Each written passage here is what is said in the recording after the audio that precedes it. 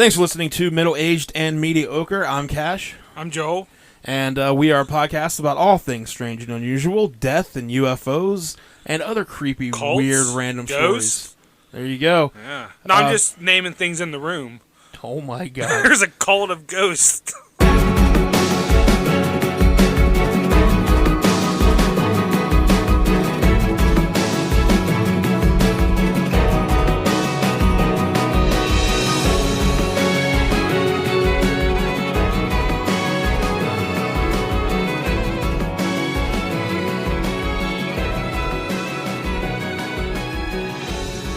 Ray Gun Radio presents Middle-Aged and Mediocre. Hey, everybody. Thanks for listening to another episode of Middle-Aged and Mediocre Movie Reviews. That's Mammer. That's how you would... Middle-Aged Mediocre Movie Review. Oh, okay. Mammer. That's what we're calling it. That's what shorthand for all the kids out there. Hashtag Mammer. That's gonna get huge. That's gonna blow up. Yep. So Soon it'll just be a mammery. Oh. Okay. We are doing a memory of a little film. I wish I could wash all my memories away from this film. Yeah. We're doing the classic, the 1989. Yep. 1989 classic, No Holds Barred. Classics. You can't just go throwing that word around. Well, what would you call it? It was a movie. It was a movie, sort of. On the first movie review, it has a beginning, a middle, and an end. Right. Kind of, loosely. You have very low standards for what a movie is. I had a lot better... I remember this as a kid. Like I was telling you, we went to go watch Indiana Jones and the Temple of Doom. And this was playing in the theater. Well, so this... Did you see... No one else wanted to watch this. So you were did you go see it? No, I waited for it to come out on VHS. Oh. So it was, you bring up Indiana Jones, at the box office, I read this somewhere earlier, it was number 2 Indiana at the Jones box was office. number 2? No Holds Barred was, Oh, wow. behind Indiana Jones. For like a week. I'm assuming for the opening I'm week. sure yeah. like after that first week, they were like, don't go watch it. Right. Actually, don't have it in theaters anymore. Yeah. Hulk Hogan was big in 89. Yeah, that was when. So, real quick, we were going to, if anybody follows us on Twitter or Facebook, you saw the post asking... if people would rather hear like a review like this that we've done before, where we watch the movie and then we do the episode where we talk about it, or if you guys would prefer like a watch along commentary, MSTK 3000 or kind of thing. Yeah, we were going to try that this one, like a riff tracks. Yeah, we were going to try that for this one, and we were kind of back and forth, but we were like, let's just do it for this one, see what people think. Sure, but. You really let me down. Well, it's not entirely my fault. I don't know how to redirect the sound away from the movie we were watching so it doesn't come through in the recording. That's definitely a you problem. It's definitely a me problem. Yeah. Look, I have to do a lot. I mean, I tried. I showed up. I've done all I can do. I don't know what more you want from me. I have to do a lot for this podcast, Joel, and I would appreciate it if you didn't blame me for everything. Why don't you just take a leak? Take a leak. Take a leak. Take a leak. So, for now, we're going to stick with these kind of reviews. Yeah. But you'll figure that out. If you don't like it, you do better. Yeah. Why don't you do a podcast? Come over to Josh's and don't, but... In a little bit, we'll have an ad that will tell you about how you can do your very own podcast. So, stay tuned for that. But so we picked No Holds Barred, the 1989 movie, starring, of course... Hulk Hogan. Yep. As... Rip. There's Rip. Just Rip. Rip him. Did he have a last name? Yeah, he does, but I forget what it is. I'm pretty sure. Is his name Rick? Rip Thomas. Rip Thomas. Yeah. He has a weird hand signal that he uses the whole movie. It's kind of like an I love you that we talked about in the one episode. And Hack-A-Lantern. Yeah, but you take your index finger and you kind of bend it in half. Right. And that's his little, like after he beats up a bad guy, he like flashes a And sometimes he even has his pinky finger tucked in a little bit. Like, there's really no rhyme or rule. He's on so much coke in this movie, he can't control his fingers. Oh, at one point there's like ridiculous coke jaw. Yeah. He has really bad coke jaw at one point. He's got that Whitney Houston jaw. Well, so we were talking about earlier, Vince, so they had one version of the script for this, got turned into him. Vince hated it so much that he gets Hogan, and they go into a room, like a hotel room, I think, or something like that. For like 72 hours. Lock themselves in for 72 hours and rewrite the entire movie. They did a job. I don't. That might be, other than like maybe like rock bands from the 80s and stuff in the 70s. That might have been the most coke-filled 72 hours. That needs to be a movie. Vince and like Hulk and Vince, like that would really, be. You're right. Like a stage play or something. Oh man, that'd be great. I'm gonna start on that, brother. Let's write it. Yeah, we can do it. All right, well, we can get enough cocaine to get us through it. Okay, as soon as you said cocaine, I'm in. Look, man, I wanna like if we're doing this, we're doing it right. Yeah. I got to get inside their heads. I'm gonna make my skin look like a hot dog.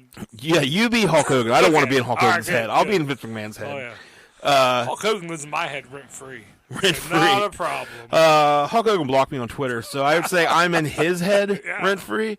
Every day he wakes up. I didn't block him. Nope. So he couldn't handle your truth bombs. I can handle the things he has to say. But you never liked Hulk Hogan, really. I have never liked Hulk Hogan. My first wrestling experience was WrestleMania 3. So I mean that was probably and I probably watched it like a couple years after it came out. So that's I liked Hulk Hogan. I was never like a Hulkamaniac, I don't think. I grew pretty tired of it pretty quick. I was excited about this movie as a kid. Zeus, the main bad guy. I mean, like now I enjoy it for different reasons than I think I enjoyed it as a kid. I mean, I had to have been a huge fan of this as a kid. Just but wrestling. I honestly don't really have many memories of it. No. My memories being at the theater and seeing it there and like wanting to go watch it, but no one else. We had to watch goddamn Indiana Jones. Well, so it's goddamn. Oh no, you had to watch one of the greatest movies of all time. Poor me. Yeah. While we were watching it, the only two things that really I was like it jarred my memories of from when I was a kid was like his red and black, that's crazy, and outfits. blue and white outfit like that, and him riding the motorcycle. Yep. And then of all things, the hotel scene where there's the blanket separating them. Like I vividly remember that. Yeah. I remember the "What's that smell?" from a kid. From being like that's the thing. The Dookie thing is what I think this movie's probably most people would immediately be like, even if they didn't know this movie, if you just showed that scene, I've been holding it. What's that smell? So we start this movie off. It's got a beginning. It's got a beginning. The beginning is we're in the WWF. Like they just straight up say WWF in this thing, World Wrestling Federation. It's even got the old. You don't see the. I don't think you see the WWF symbol. You do. Okay. When he's walking out of the ring, the blue flag, the baby blue power flag they had, the 80s, well, and the gold lettering, it's hanging right there. All right. So Hogan, well, he's Rip. Yep. But we hear the voices of Jesse Ventura and Mean Gene Okerlund doing commentary. Mean Gene, brother. Jesse Ventura, I've seen some outlandish outfits before, but this one takes the cake. Mean Gene, how dare you criticize how I dress? I dress for the occasion, and this is a stupendous occasion, and I'm dressed, of course, stupendously. Stupendously, I think would have to be the word. Which I wonder if that was ever an actual commentary. Did Mean Gene I'm sure they had to have. I would love to hear Mean Gene on commentary. Yeah. Normally he just did the interviews and stuff. I would have loved to have 1995, 96, 97 WCW Mean Gene doing commentary.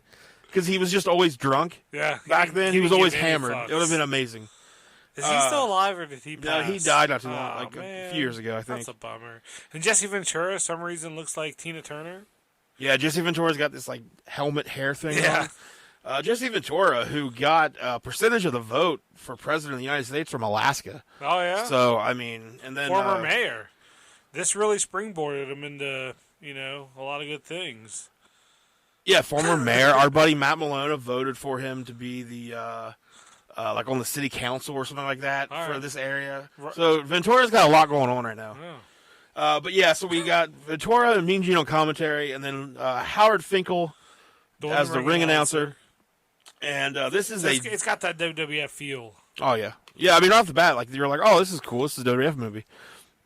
This is WWF's first original movie, I would say. First movie They later have a studio. Now they have a studio. Yeah, they just put out all types of shit. But Rip is the WWF champion, Uh-huh. and he's coming out to take on the challenger, Jake Bullet. Rip and his brother. Rip, and he's got his brother with him. Old brother Randy. And they talk about on the announcement how, like, their parents died. Now Rip is, like, taking care of Randy. Yeah, Randy really comes across as like a 12-year-old boy in this, but he's clearly 30. So who's Jake Bullet? Who's the opponent for Hulk? Demolition Smash, right? Axe. Axe. Yeah, Bill Eadie. I should know that. We have a demolition history here. We do have a demolition But they put history. a wig on him. That has to be a wig, because he's bald, right? No, not back then. He I had... thought he was always kind of like had that grandpa bald look. No, 89, like if he would have... Because he usually has hair like slicked back. Okay, yeah. Wet and slicked back. All right. Yeah, I It bet was that all sticking up. He had like real bad eye makeup on. He has like old Undertaker hair. Undertaker back in WCW days with the big red hair, like yeah. the fro almost. He kind of has that look going on. So yeah, he plays Jake Bullet, the most generic looking wrestler, just black tights. But he's getting a title shot. Getting a title shot. Match is god awful. Yeah. Really bad. Right, everything just happens really quick. No psychology. It's like 10, 20 seconds into it, and Yeah. Hogan's like down and selling. Yeah. Which isn't very Hogan-like. No. If you ask me. But then he does his little hand signal and The music is done by a longtime contributor to WWE and Jim WWF Johnston. music, Jim Johnston. Yeah. And as Hogan's coming out to the ring, as Rip's coming out to the ring, most of this movie, there's a ton of this movie that you can clearly tell they went back in the studio and had to dub over. Yeah. Because they didn't, for whatever reason, probably because Hogan's takes were... didn't like the line or something. But one of the dub overs as Hogan's walking out of the ring is just, I'm gonna get you, Jake Bullet. Like, we're supposed to believe Jake Bullet is a real threat here in the main event. Number one contender. I don't know, maybe not. And then, what did Hogan use as finisher in this movie? You would double- expect the leg double drop, action, right? Yeah, I was waiting for a leg drop and, maybe a body slam. But he no. uses a double axe handle. Double axe handle, the axe bomber. Yeah. Which was his, that was his finisher he used in Japan. Japan. Yeah, so, what was I gonna say about that? He does the big boot though. Uh-huh. Like before he does the Yeah. axe bomber, he still uses the same big boot setup, But just no leg drop. but they don't bump it. Jake Bullet just stands there dazed. Oh, yeah. They do after that the a big lot in boot. this. It's the video game thing where, like, you daze your opponent. Yeah. He just kind of stands there. So most of this movie is just random camera shots to the fighters, Hogan and Zeus and Growling. Stan Hansen is in this movie, and like a couple other wrestlers, and it's just close-ups of these guys' face, and then just going like, Snarling. Yep. like that's the whole thing. It's pretty awful. That and, like, TV ratings. So if you're interested in behind-the-scenes TV work, Yes, I'm sure this is 100% accurate of how a real TV studio. And hey, that's the entire plot of this movie, by the way. The entire plot of this movie is that there's a television network that's getting poor ratings. WTN, World... WTN. Yeah. And they're getting these poor ratings because of how great and successful WWF is The matches like we just saw. on another channel, apparently. And it's, if you didn't know, obviously that Vince McMahon wrote this. WWF is the biggest thing in the world, and this TV studio can't get ratings because of this one show. Rip is ripping it too well. So, like, they go to that board meeting, they were watching the wrestling match. Right, because that's the only thing everyone's focused on. Wrestling is the thing right now. 89. And our bad guy in this movie is played by, his name is Kurt Fuller. Brell Yeah, in the Brell. movie, and he's played by Kurt Fuller. And if you're listening to us right now and you're going like, I don't know who Kurt Fuller is, yeah, you do. Yeah, you do, liar. As soon as you see him, he is in everything. He was the thing that, like, I remember most from is probably Wayne's World.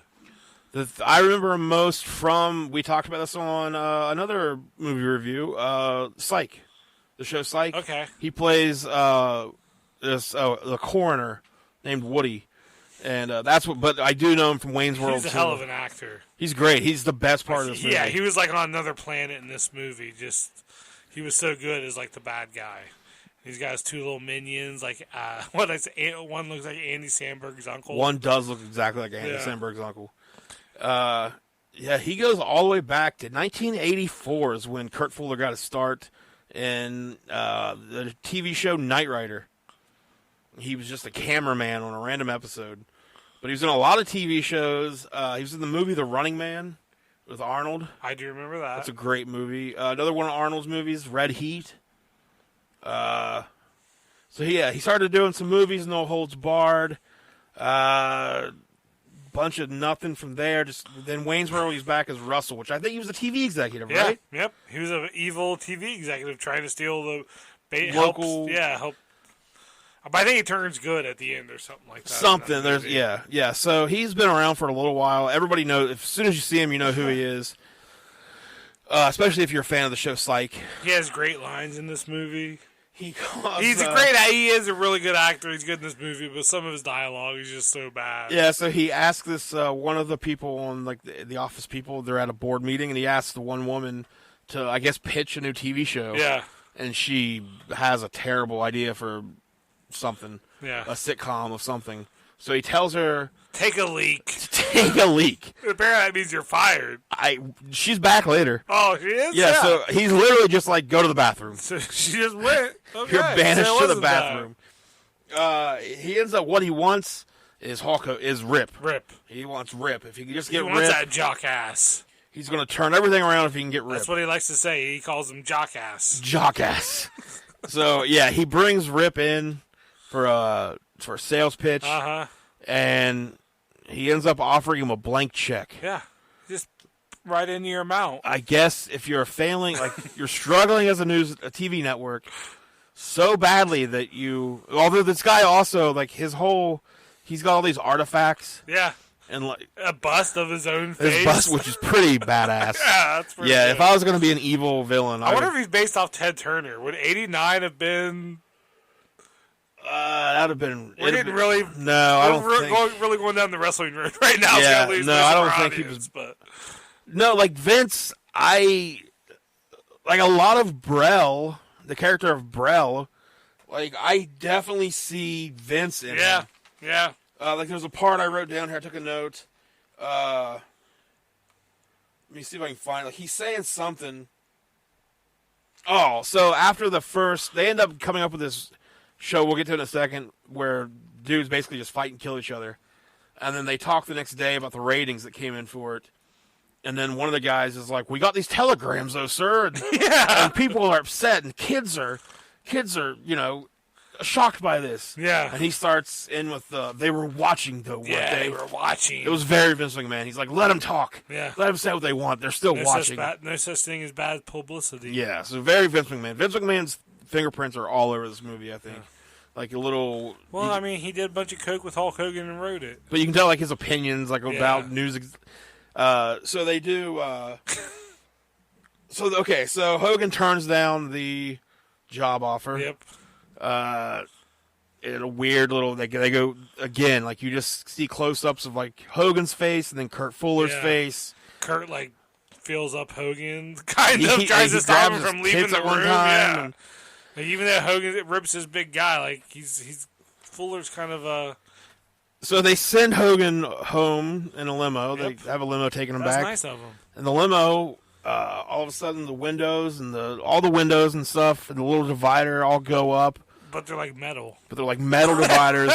Hogan immediately freaks out and starts hitting them, and the driver immediately starts swerving. Yeah, he can't drive like that. So Hogan just completely tears up the whole back seat. But the driver gets them to like this abandoned factory of some sort. Yeah. These guys are waiting. We get our first fight scene. Hogan jumps out the top, like breaks through the roof of the car. Like the Incredible Hulk. Yeah. It's a very Incredible Hulk scene. Now that you say that, it really was. He jumped up. Ha! Yeah, then he lands and has that stance. Yep. Yeah. It was really It was very Incredible Hulk. Sons of bitches. Marvel would probably just filed a lawsuit, so they were like, we'll show you. Then we get, he beats the shit out of all these guys. We get the Coke Jaw scene during this. When he's fighting them. They all attack one at a time, which is very nice of them. Very polite of them. That's how you do. You gotta keep it fair. He finally. Oh, there's a very happy-go-lucky pop rock song. Yeah. Playing during the fight scene doesn't fit at all. It's like a training montage song. I don't even know what It's it is. not even It's that. not a It's- fight. So, I think it's called like we saw at the end. The band like NRBQ or something like that. barbecue. Narbecue.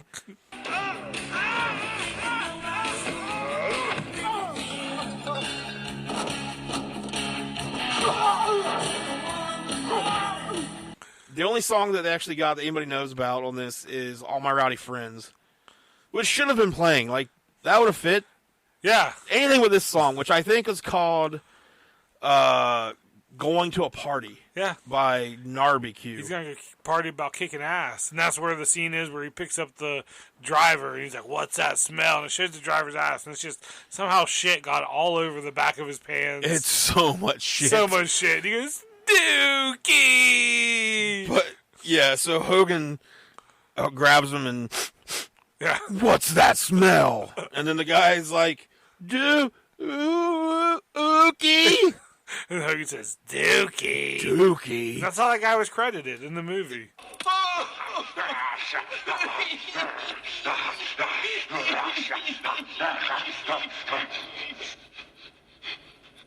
What's that smell?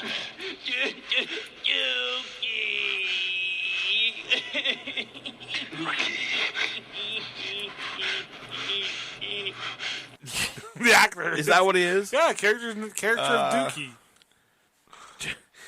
So, yeah, once we get that, then Hogan Rip goes to, yeah, that guy is Dookie, D-U-K-E-Y, Jeff McKnight. So Hogan goes to a meeting with, I really don't know what he was doing. Like, what, I don't know what this scene even was. I guess maybe the girl like got the meeting made because he's like with the pitch of trying to get Rip like more exposure, and yeah, it was so weird. Like, it was just another boardroom meeting. Yeah. Where Rip just comes walking in, but then there's like a new girl there. Who Rip, like, eye fucks. Yeah, and he's like finds out the name Sam, and he looks it back. He's like, Sam, but that's not a guy. Like, I can't believe that like a Sam could be a girl. So Hulk Hogan is one of the worst actors of all time. Top two. But Rip does not have any chill during this scene. No subtle. Like, he's eye fucking her. Yeah. He's like biting his lip. Yeah. He's basically turning into that cartoon wolf that his eyes bug out. It's all pretty girl. Yeah, like, it's kind of awful. It's a lot of awful. So then we go to the bar. We get a bar scene with Kurt Fuller and his two cronies. Yeah. They're at this bar in their nice business suits. And, because they're having like bar fights in there. yeah. But bar wrestling matches. Well, it's not a bar fight. They have like a little. They have like a little ring set up. Yeah. With So- ropes and tires. This was where I was thinking, like, oh, this is Vince McMahon. Like, this is his idea of what common people are. Yeah. Like, it's in this redneck Man, I bar. gotta work till 5:30. And I gotta get off and go to the bar and watch some bar wrestling. And just be an awful person. Like, just be a base human being. yeah, like everyone has really bad teeth and just Are dirty. Yep. You can tell they can't, like, they say dumb things. yeah, no one speaks with any sort of intellect and It's definitely Vince McMahon going, these are normal people. yep. Like, I'll write this scene, Hogan. Go do some coke, brother. So we do, though, meet, we find out that Stan Hansen's in this movie. Yep.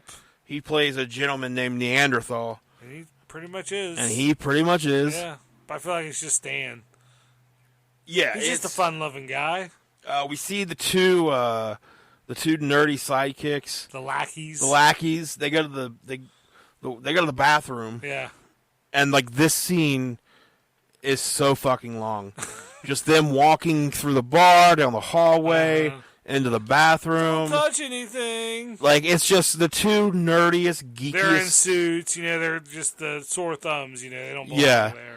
But then they finally find, like, they look at the trough. Yeah, it's like a latrine deal. Yeah, it is full of like shitty water. I don't think that's water. Like legitimately shit water. Yeah. And like they're like all disgusted and panicked 1 second, and then the next They just start peeing, and it just opens them they're up. super confident. Just cutting on everybody, No making care fun in of the world. everyone. Yeah, talking about like how shitty the people are there, and well, they didn't check the stalls Nope. because They fucking hear a bunch of farts. Stan goddamn Hansen's in the stall. Wow. What do we got here? A teeny wang. And here's another. It ain't even worth it. So Hansen walks out, grabs them both by the back, You think he's really gonna fuck them up? but instead, he kind of leans in, Yep. and he gets a real good eyeful of both of their dicks, Yeah. which is weird. He's like, teeny weenies. Yeah, teeny wieners. Not even worth it. Yeah, then he just walks off. So then we find out that that Brell, the bad guy here, he's seen the two get like the bar fights, which Stan Hansen comes in at the end of one of them, and he fucking beats the hell out of the dude. Yeah. Just Then Stan Hansen, though. grabs a keg and Pokes takes it. his thumb and just pokes a hole in it and then drinks it. Holds it up over his head and just, yep. Yeah, so Stan Hansen's your That's some winter shit. your bar champion for now. But this gives Brell the idea to make a new show called Battle of the Tough Guys. Battle of the Tough Guys. They clearly spent all of 1 hour thinking of the title They're of like, the well, show. not even. They're like, well, can't be Tough Man. That's already taken. Right. Well, it'll be Tough Guys. So as he's doing we see him airing an announcement, letting everyone know, because this apparently, like, I thought no one watched this channel. Yeah. Because, but they're on the radio. because of the WWF show, but when he's airing this announcement of this new TV show, everyone is watching this announcement. It's $100,000 tax free. To any of the tough guys Yeah, that win tough guys. so we get a montage of tough guys that hear this. One of them hears it on a CB radio. Yeah, he jumps up in the cab of his truck. This announcement is so big that it's coming through the CB radio. Over and out. So then we go back to the bar where they've got a camera crew set up now to tape the first episode Tough Guys. of Battle of the Tough Guys, and we meet. Do you remember any of the wrestler or the fighters' names? No, they're awful. We meet three of them. We meet Rock Chisler, Rock Chisler, yeah. and then Bulldog, just Bulldog, Just Bulldog. and then finally Klondike Kramer, I do remember Klondike Kramer. who's just Spraying himself with something. awful looking. He kind of looks like Terry Funk mixed with Sandman. Yeah, They're all awful. so they're sitting there, they're getting ready to do this thing, and then a wall falls in. Like, I don't know what. It was just a wall. Yeah. Like, this No one random was metal standing wall there. fell in, and a light comes through, and everyone looks at this light and like this open space with like guffawed looks, and in walks Zeus, Zeus. wearing his best prison shirt. Still has his prison shirt on. Still has it. It's And Zeus is the only reason why Hulk Hogan isn't the worst actor in the world. yeah. Like, that's why I said he's top 2. Unfortunately, Hogan has twice the lines Zeus does. So he walks in like he picks up some woman walks over to him and is Yeah. like, "You can't just do that. You know, Yeah. can't." He grabs her by the fucking face and like holds her up and just Palms drops her her, like yeah. 20 feet. But like you said, he still has his prison shirt on, Yeah. and it's like 6 sizes too small. And a weightlifting belt. And He's got style. yeah, he's got grace. He's great. Zeus is graceful. So he walks towards Brell, and we get this weird dramatic close-ups of both Yeah, of they got back got and forth. so many close-ups. And then Zeus ends up fucking murdering Stan Hansen, It was I sad. think, which is Yeah, really he sad. Did. He did. Even like in a movie, I'm like, that's not how that would go. But he maybe kills him. Like he grabs he grabs his hair And pulled out a handful. and like Even though wouldn't it be all wet and everything and sweaty? He looked pretty sweaty. it was it was weird. Yeah. Yeah, so That's why I shave my head. I don't want anybody grabbing out handfuls of hair. that's the entire reason. So we find out, we see that Hogan and his brother and his trainer are all watching this show, and we find out that Hogan's trainer was Zeus's trainer. Yep. But Couldn't control him. couldn't control him. Huh. And then he heard that Zeus went to prison for killing a kid in the ring After the bell. after the bell. Yep. If he would have done it during the bell, That'd be fine. it's fine. Yeah. But after the bell, Nope. no killing. We can't allow that. Sorry, Zeus, you're going to jail. And, Hogan looks on worried and makes grunting noises. Yep, he growls a little bit. Whimpers. And that's when we get the ratings are in. This is They crazy won. ratings, but Yeah, kids are losing their shit, and parents are like, "How dare you show this?" So then we immediately go to episode 2 of Tough Guys, Battle of the Tough Guys. And episode 1 was back in the bar, the shitty bar where they found everything. They're like, "We'll just record here. Yeah. Bring all the $1 million worth of equipment and production." There's a reason why movies and things and TV shows they use sound stages. Yep. It's so they can have control the sound. Like if you're just going to a random bar, that would be a nightmare for people to try to film. But yeah, so they could have easily just reconstructed this goddamn place. Anyways, that's my biggest problem with this movie. It's not realistic as far as the TV studio goes. So then we see Zeus is fighting down like in a factory of some sort. They're like, people are welding around. There's dudes working. Just working. Yeah. Just trying to get through their shift. People are fighting. Yeah, these dudes have real problems in their life. And Zeus is down there just beating the shit out of a dude named Lugwrench Perkins. Yeah, and he had a giant wrench with him. In the movie. Yeah, and he's played by a fella named Jeep Swenson.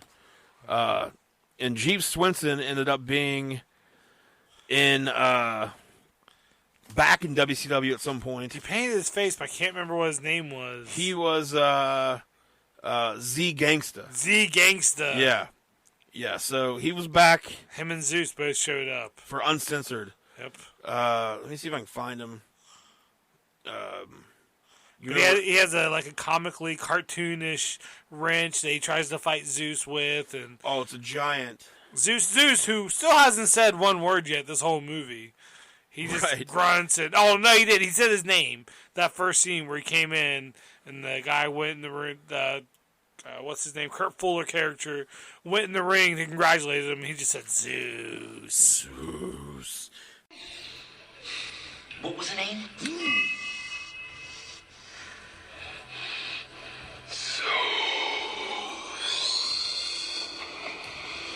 Love it.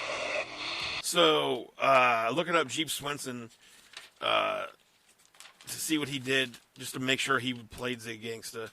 I'm pretty sure he did. He did, but so it made me... He had the worst mustache. He had a walrus mustache, and they painted his face gray.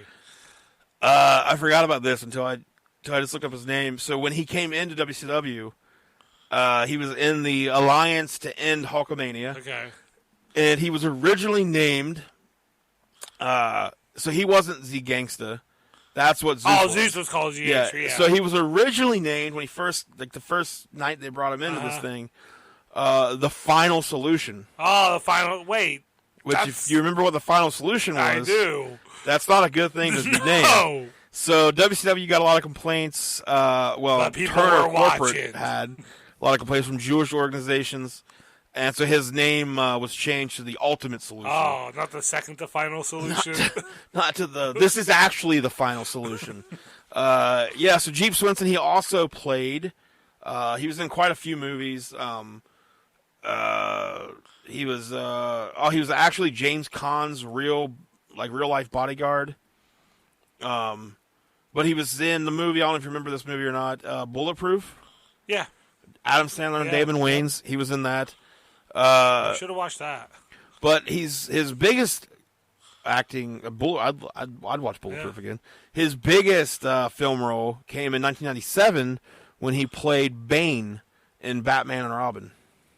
The very terrible Batman and Robin movie with Arnold. And, he played Bane. Chris O'Donnell as Robin. Yeah. That movie sucked. Jeep Swenson died of a heart failure August 18th, 1997, so same year Batman and Robin came out. That sucks. Jeez. He was 40. And, was he alive when he was in WCW? He was alive. Okay. Nope, All right. he was not. WCW did not figure out how to make zombies. He was 40 years old. Hulk Hogan, Davey Boy Smith, and James Caan gave eulogies at his funeral. Wow.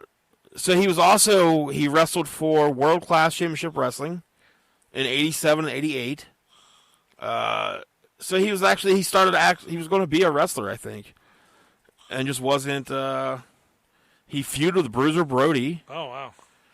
And, so that's a little bit about Jeep Swenson. Back to the movie, though. Where are we at in the movie? So he just beat Jeep Swenson, and I think this is when... Is this when Rip and the girl go on their little trip? Yeah. Yeah, so Rip, again, I don't know what... So the girl, Samantha, ends up... It turns out she's working for Brell. Yeah. She's been hired to seduce Rip and get him to, I guess, join the network. Yeah, never made it clear. But I didn't catch the part where we know what she's saying she's doing. Yeah. Like, what is she... I think she went in just to try to explain how she could make Rip more money, but then Rip was like, oh, man, she's hot. And, like, that's when they went on their little date at the restaurant. So she's just a random person that can make him more money. Yeah. Like, she's like she an was a advisor. She was a woman. That was enough for Rip. Okay, so, yeah. Also, when they first go out, they go out one night for a business meeting. Her choice. Her choice, and it's a fancy restaurant. Oh, yeah. It looks like a church. It's huge. It's huge. And then... and the waiter thinks Rip's out of place. Everyone, is like, oh, this guy doesn't belong here. But turns out the whole restaurant knows him, and he has a special there. And yeah, and he can speak French. He can grunt in French. He can grunt in French. Growl in French. So then they fly to wherever they're going. Again, I have no idea. Like, they just randomly do things in this movie. Where are they going? They clearly had the TV network plot. Yeah. Like, they knew what they wanted to do with that plot and have Zeus. Vince and Hogan did that. They did a great job writing that plot line. Like, that's clear and understandable. Everything else going on in this movie, I have no fucking idea. Why are they on that trip? But they're on the trip, and turns out that they only had one room. Well, first they go to a diner. Oh, yeah. Because he says that, because she's talking about all the things that are planned and already scheduled. And he's like, well, as long as they didn't choose dinner. So his dinner choice is they've been to the fancy restaurant. Sure. And he's shown that he can hang with the fancy folk. The high rollers. But now they are at a little backwoods restaurant. Little diner. And it's just common folk. Yep. It's just the common people. But he fits in just as well there. Fits in just as well, wearing his spandex outfit. Oh, him and spandex. But crazy enough, two guys run into Robin's Right in place. the middle of the day. Right in the middle of the day with Rip in there. What luck. Those have guns. Just come in with guns. Blazing. Rip has an exchange with a sassy black lady. Yep. So don't forget that. Because if she wasn't married. Hoo-wee. Because when Vince and Hogan were writing this, they were like, let's see, black woman. Yeah. They're all sassy. And they're all black and kind of southern. So there we go. All black women are black. And southern and Vince sassy. knew that, yes. Yeah, so he knew that. Yes, and I get what you said. No, I get what I said. So then Hogan beats the shit out of them both, sort of.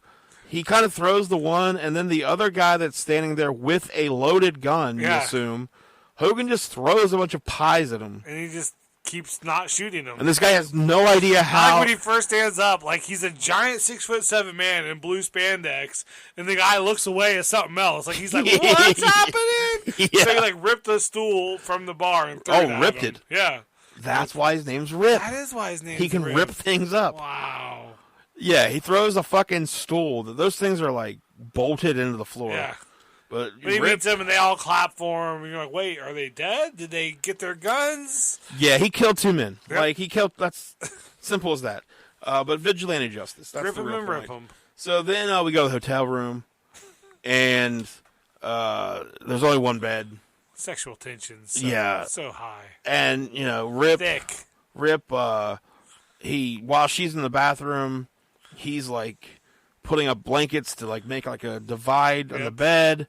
and he's doing mouthwash. He's rinsing his mouth out, and then she like opens the bathroom door, and she's wearing, which we find out she's supposed to be seducing him. Yeah. So she's wearing like a bra And panties. and like skimpy little panties. Yeah. Hulk Hogan, Rip, is also wearing women's panties. Rip's underwear is even shorter than He has ours. on short shorts Yeah. at first, but then she wakes up in the night, and The bed's a rocking. is he beating his dick? You don't know. The bed's a rocking. Yeah, it's implied that Rip is jerking off Yeah. until she peeks over, Uh-huh. and he's doing push-ups With his feet on the bed. like any, thank you very much, Rip, I'm trying to fucking sleep. Yeah. But he's got on women's underwear. panties. Uh-huh. I mean, that's what they are, That's right? what they did in the 80s. So, I mean, whatever, man. That's cool. Wait, you're not wearing women's panties right now? No, I am now, but Okay. 2020. Okay. This was the 80s. Yeah, okay. I just love this. I can't believe they would do that. You thought you were the now. first one. I thought I invented it. Yes. Hulk Hogan That's- beat you to it. That's like everything else. Yep. Hulk Hogan ruined my life. Damn it, Hulk. So yeah, then but Hogan's like perving on her while she's sleeping. Yeah. He's like peeking over the blanket. With his little underwear It's on. yeah. So Hogan's supposed to be the hero and like Mr. Do-Gooder, but at 89, like you could still be a total fucking creep, Yeah. and you were still the good guy. Like whatever. Because he beat up guys that were even worse than him. Yeah, that's all it takes. So then we go back to we get the scene with Brell and Samantha, the chick. Yep. And he's pissed off because she didn't seduce him. Now she likes him. So and she he doesn't just want- hauls off and fucking smacks her. Yeah. You know, when you're a big TV exec like that, I mean, I'm not saying it's right, but sometimes, emotions run high. That's true. I mean, it's a cutthroat business. He sends people out to rape her. Yeah. And, like, Hogan happens to be Riding his bike right there. right there. And that's what we remember as kids. Hogan, like, with that guy on the front of his bike. And he even does the hand signal, like, why he's riding the guy around on the bike. His weird little... Yeah. Then he comes back and, like... Dude, Hulk Hogan's acting in this is on par with Tommy Wiseau's from The Room. He, like, tries to merge their heads together. Like, I think It's literally, we see Hulk Hogan's first ever hug. Yeah, first human contact. He doesn't know how to do it. It's such an awkward, weird scene.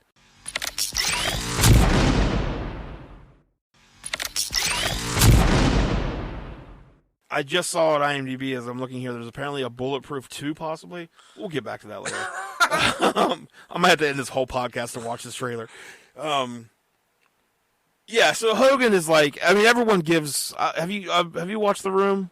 No. The famously terrible movie. I know of it, but I haven't seen It's it. the greatest thing of all time. Yeah. It's like I've watched it so many times. I watched the live riff tracks for it. No matter how you watch it, it's an amazing watch. Sure. But everybody, like Tommy Wiseau is the director, the main guy in it, and he's just the absolute worst actor in the world. Not hit her. It's not true. It's bullshit. I did not hit her. I did not. Oh, hi, Mark. Watching this movie, watching No Holds Barred, Hulk Hogan is 0% better. Someone chose Hulk Hogan for that. Like, that guy made that movie himself, wrote Yeah. it, directed everything. I mean, I guess Hogan wrote this one himself. Yeah, but I mean, still, like, people were like, yeah, we're going to make... People thought this was going to do a lot better. Well, this was a Vince McMahon movie. Yeah. So Vince, like, he thought, well, Hogan had been in Rocky. Yeah, I guess Rocky that's 2, I think it was. It's Rocky 2, Rocky 3. He was in a Rocky. What is it? I said he was in a Rocky. He was in one of them. What one was it, though? That's bothering me now. You'll have to look. I am looking. I'm not IMDb. It's the one with Clubber Lang, I think. Rocky 3. Okay, Rocky 3. Yeah, he was Thunder Lips. What year was that? Like, So that's 82. 82. Oh, wow, damn. So let's see here. He was in 82 when Thunder Lips, and he really wasn't. He wasn't Hulk Hogan yet. Yeah. I mean, he was, but not like he wasn't as known. There was no really Hulkamania yet. I'd say the Rocky appearance probably helped a lot. It helped a lot. So then, let me see. So his next movie, so that's 82. He showed up in The Love Boat, The A-Team. He was doing some TV appearances. Dolly. Let me see. So I'm going to guess that, the No Holds Barred is his next movie. Uh-huh. So it's his first, But yeah, like Vince assumed that this was gonna. Hogan was the champ. I mean, Hogan sold all the merchandise and stuff. So then after that, like Hogan went on. He showed up in Gremlins 2. I remember that. The new batch. Yep. And then his next movie was Suburban Commando. And then after that, I believe Mr. Nanny is probably after that. IMDb lists every WWF show that he shows up on. Yeah, then Mr. Nanny, Thunder in Paradise, the movie and the TV show. And that's why he left WWF, was to do Thunder in Paradise, right? Yeah, or I guess just a TV video. There wasn't a movie. Yeah, he did Thunder in Paradise 2, 3. He showed up in Baywatch. Yeah, so Santa with Muscles, Three Ninjas, High Unit, Mega Mountain. So, yeah. But terrible actor. He's the worst. And this is his first big role, and it's just awful. Yeah, so then we get Randy and Hogan's brother in this movie, Randy. Yeah, and his best friend. Which is kind of funny because WCW, they had a jobber called Randy Hogan. Yeah, they did. Yeah, so it looked like kind of like the 70s porn star version of this Randy. But him and his buddy go to one of the tough guys fights. Or the factory or wherever the hell it is. Randy ends up getting beat up by Zeus. They run into the Kurt Fuller, the TV execs. And the friend says, like, we're no fans of Zeus. He's Hulk Hogan, he's Rip's brother. Yeah, so then Zeus almost murders Randy Hogan. Sure.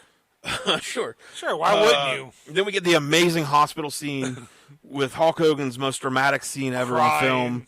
He's crying. He's just holding the hands. Over the top dramatic. So terrible. Now Hogan's ready to fight Zeus. Yep. He turned him down at the park. He went and found the gym or whatever. Yeah, because Zeus shows up in a helicopter to the park. Yeah. Where Hogan's having Rip's Sports for Kids Day. And Rip turns down the fight. But now he goes to Zeus's gym, which is filled with Hulk Hogan posters. Well, sure, Zeus is getting ready, Just constantly seen as enemy, I guess. Yep. Breaks everything, rips it apart. Zeus, the bad guys are watching on TV. Closed circuit. Yep. So we get so he accepts the challenge right there. He says he wants Zeus. He's ready to do this. You don't nearly kill Hulk Hogan's brother, Rip's brother. You do not. So it's the night of the event. Well, I like the montage, like Zeus is training for the fight, and trying to get his brother walking again and stuff. It shows his brother struggling to walk across the little thing where it has the arm rails, where he's supporting him. So he's supporting himself, right? Walking across, and Hogan's he can't train for this fight. He's got to help his brother. So he's at a disadvantage. Their parents are gone. Each other's all probably, yeah. No, they said it. That's at the beginning of the movie. They're like, their parents died in some crash or something, and Hogan's always they just mentioned that before his fight with the Bullet guy or whatever. What was his name? Oh yeah, Jack Bullet. Yeah. So now that you mentioned the montage, I remember while we were watching it, I am shocked with Vince McMahon having his hand in this. That those scenes weren't Zeus deadlifting 1,000 pounds. Yeah, he was punching cinder blocks. He was but he was also just using machines. Yeah. He was a rowing machine. I'm just shocked that Vince didn't have him overhead pressing 800 pounds. Yeah. And Vince liked them big and strong. Yeah, and Vince, he's well known to be a bodybuilder guy. Loves that. Had his own WBF, World Bodybuilding Federation. Yeah, so I just can't believe he didn't have just show that off. But anyways, cost too much. Or who knows? Lost opportunity, Vince. I think looking back, I hope he's listening to this. It'll be his biggest regret. He's kicking himself in the butt. Yeah, he definitely is. Jockass. Jockass. So it's the night of the event. As Randy is in the wheelchair with his buddy, and they got a girl with them, and then Samantha's there. Yep. And they go off an elevator, and then the guards swoop in, grab Samantha, and take her back in the elevator. And as the friend of Randy's and the girl turn to try to see what's going on, they zoom in on Randy's face in the wheelchair, and he goes, "Tell me what the hell's going on!" They love to zoom in this And it's the movie. most zoomed in, dramatic, Yeah. awful take. Sorry, I just completely blew up the microphone. My earbuds. So then we get It's Hogan. a very dramatic scene, though. We get Rip and Hogan and Zeus facing off, Uh-huh. and then we get just the whole thing. It's their match. Like, this whole thing's been built up to this. Yeah. Zeus has murdered people. Everyone's, like, all dressed up in their best clothes Yeah. and stuff. And But before this, like, audience. Zeus is fighting in factories and bars, Yeah. and he's murdering people. Yeah. But now the big payoff is just your basic ass wrestling match Yep. in an octagon A ring. little tiny ass ring. Yeah, and it's just basically the whole There's thing. no referee because there's no rules. Because remember, Stan Hansen said that in the bar. Right. The referee's not in the ring because there's no rules, and just don't kill the guy. So Yeah. other than that one rule. And I mean, that's a pretty relaxed rule. Yeah. Like, try not to Yeah. kill a guy. If he dies, he dies. Also, no holds are barred. Yeah. Not a one. I have a lot of death holds. Now, I think we could have found somebody different than Hulk Hogan because he has like 4 holds, Yeah. and they're all pretty basic. So Zeus has 2 holds, Yeah. and they're even more basic. And one of them's just a yell. Remember when he was like holding the brother up, he screamed. Oh, Like yeah. the most high-pitched scream.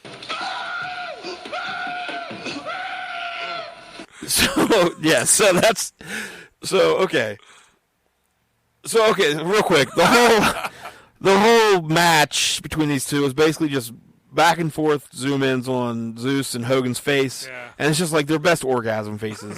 It's awful, but watching this, you realize, like, at its core, Zeus is a mentally ill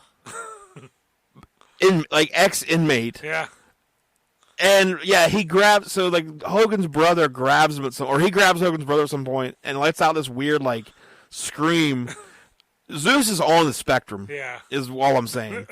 And that makes the whole movie just like, all of a sudden now you got like an exploitation angle. Yeah. Where they're like exploiting this mentally Kinda ill needs man. Fighting. Yeah, Needs and help. Hogan should be helping him and not trying to kill him or like fight him. Yeah. It's a whole thing. Not trying to rip him. Not trying to rip him, brother. But again, the whole point of this movie is that there's a TV network that's doing bad in ratings. Yep. So, with that being the whole point of the movie, once Hogan starts fighting back, or because he tells Hogan he's got to make it last 10 Yeah, minutes. because Hogan knows that they got his girl. They got his girl, so make it last 10 minutes, And and then then go go down down and for the stay count. But then Hogan, the girl escapes. Really easily. Really, really easily.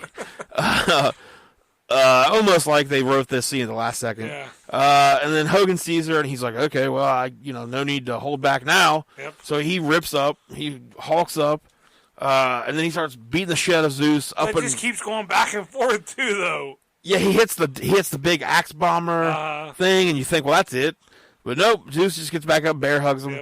Yep. But now, once Hogan starts coming back on him, though, Brell, the bad guy, he starts losing his shit. He's locked himself in a control room And he just where he starts can see the tearing fight. Yeah, up. because one whole wall is glass, so he's watching Yeah. the fight, and he just starts destroying the room. So, with the whole point of this movie being, the whole plot being that this TV network is doing bad in ratings, Yeah. this has got to be doing the biggest ratings of all time. Sure, You have brothers Rip, in a wheelchair, Rip against this prison killer guy. and so here's your ratings, buddy. And even if Rip wins, like you said, just get another prison guy. Yeah. It's It's just people fighting. and now just have Rip have to fight that guy. So, but instead he completely ruined, he he melts down. tears off wires. Yep. And he starts hitting the control panels. Fires and are there's starting sparks in the and- room. Yeah, so the show goes off. Well, first Rip kills Zeus. He throws him from the up one of the stories, throws him through the ring. Now, did he die? I don't know. He had a trickle of blood out of his mouth. He did have a trickle of blood. He wasn't. So- He wasn't grunting or groaning or growling or anything. That's true. If Zeus isn't grunting or growling, you know something's going He on. had 4 lines the whole movie. I went and I counted him this time. He said his name, and then he would have 4. Yeah, literally have 4 lines the whole movie. And they're all bad. They're great. The delivery is He has so 4 good. lines and 1 eyebrow. That's the thing about Zeus. But then Brell fucking dies. Yeah. Like, He gets shocked in the ass after calling Rip a jockass. Because Rip gets into the room and kind of corners him. no, he doesn't get in the room. He's just on the outside. Oh, yeah, he is. glass. That's right. But yeah, he's a shock ass. Is what Brell ends up being. Yep. Yeah, so he electrocutes himself and dies, and That's it. everybody's happy. Everybody's There's a movie super called pumped. there's a song called No Holds Barred. Yeah, Rip sees Randy. He's up and just jumping up and down now. Like during the fight, he looks over and Randy moves one pinky. Yeah. And that like gets Rip all like encouraged to do it. But like I said earlier, he's like doing the physical therapy where he's supporting himself with his hands. But I guess he regressed. And Well, look, the pinky, the healing process Yeah. is an up and down. everyone does it differently. So let's take a look at some of the aftermath of this thing. How do you think this movie was received? Not well. Not well. Like I can see it being number 2 for a week, and then there's a lot of movies like that where it does really good for 1 week, and then the word gets out. Because I'm sure they didn't screen this for critics or anything. Well, I don't think they were waiting for an Oscar nod or something. So, like I said, the movie debuted number 2 behind Indiana Jones and the Last Crusade, with $4,957,052 in ticket sales. Hogan wrote in his autobiography that the budget was about $8 million. So Vince, who financed the movie, Vince McMahon, more or less broke even because of distribution fees. Yeah. The final tally ended up being about $16,093,000 in ticket sales. So yeah, it didn't do great. It made it, Vince didn't really lose money on it. Yeah. It is currently on Rotten Tomatoes. What do you think it's rated on there? The tomato meter. 4 out of 10. 4 out of, so it's it goes from 0% to 100%. Oh, okay, so 40%. 10%. 10%. 10%. That does sound better. That sounds closer. Audience score is again 0% to 100%. What do you think the audience score is? 20%. 34. Just because that might get a little nostalgia and things like that. So somebody here, one critic from the Philadelphia Inquirer has a real shitty take where he's just like getting smart ass. He's like, for months now, Dustin Hoffman and Robert De Niro have been sitting in their dens and nervously clutching their Oscars. They knew that an unprecedented challenge was looming to their preeminent standing among American actors: the arrival of Hulk Hogan in his first starring role in a movie. See, he just goes on to talk shit about Hogan. Yeah. One reviewer says, I mean, if you were a fan of wrestling, then this probably would be one of the worst movies to ever sit through. right. I mean, well, honestly, it's really not wrestling. After the first scene, you're done with that. Yeah, it's just they're hitting each other in a ring sometimes. One reviewer called Hogan appealing screen presence, What? like a teddy bear who goes berserk every 10 minutes or so. It's pretty true. So yeah, it didn't do well. It got a 2003 or 2012 release on DVD from WWE Home I bet Video. they did pretty good on that. Which I have that, but I have that somewhere, but I don't know what's all on it. And then in 2014, a Blu-ray release, which maybe that's what I have. I don't know. Yeah. But here's something I didn't know about this. I did know that this led to Hulk Hogan and Brutus Beefcake taking on Zeus And Macho Man. at SummerSlam. Was that the match made in hell? Because they had the match made in heaven? No. That's a different one. I'm sorry. Go on. Yeah, so, but what I didn't know was that they did a thing called No Holds Barred, The Match, The Movie. The match, the movie. It was an event shown on pay-per-view December 27th, 1989. And it showed the movie in its entirety, and then right after that was a match between Hogan and Beefcake against Savage and Zeus that had been pre-recorded at a Wrestling Challenge taping on December 12th. So apparently it's one of the few pay-per-views not on the network right now. Oh, wow. But it was just the one match. Well, no, so I don't know if they just showed the one match. But that night, the results on IMDb or on Wikipedia, Dusty Rhodes defeated Big Boss Man. The Ultimate Warrior defeated Dino Bravo for the to retain the Intercontinental Championship. The Colossal Connection, Andre and Haku, retained or defeated Demolition and Axe and Smash via countout. Man, it'd be a long pay-per-view if they did the movie, then all those matches. Yeah. Mr. Perfect defeated Ron Garvin. And Hands of Stone? Ron Garvin? The Hands of Stone. Wow. And then Hogan and Beefcake beat Savage and Zeus. So, so all 4 of those first ones were dark matches. So, yeah, only the one match was shown. Yeah. But, yeah, then they ended up doing another match later at SummerSlam. More of a build to it and stuff. And I read it said that they thought this movie would do really good. Because 89, that's when action movies were taking off. You know, Die Hard, all that. Right. And Hogan was such a big seller, and like his merchandise was nuts in the 80s. Yeah. Oh, yeah. WWF. I mean, So I mean, they thought they had a winning, formula, but they did not. But they expected to do a lot better, and that was going to be the main event, just Hogan versus Zeus. But Zeus is so limited in the ring. That was going and to acting, and just he's good at holding his arms a little bit higher than what they need to be on his side. He's pretty great at that. Yeah. Like, that's that look that the dudes you see at the gym where like they do one set and like their arms are all out to the side. And, that was going to be the main event for WrestleMania 6. Yeah. Which ended up being, that's like when I was watching wrestling. I was born in Is that Hogan Warrior 6? Yeah. Okay. Yeah. So that was 1990. I was born in 83, and I know I was watching wrestling from the time I was born. But the first thing I remember vividly, like, owning was the VHS of WrestleMania 6. Yeah. Which God knows how much that cost back then. Oh, it's probably a lot, especially with Hogan and Warrior. That was such a good build for that. Let me see. During the filming, this is according to IMDb, Hogan accidentally broke Zeus's nose at one point, and accidentally cut his own hand open from broken mirrors.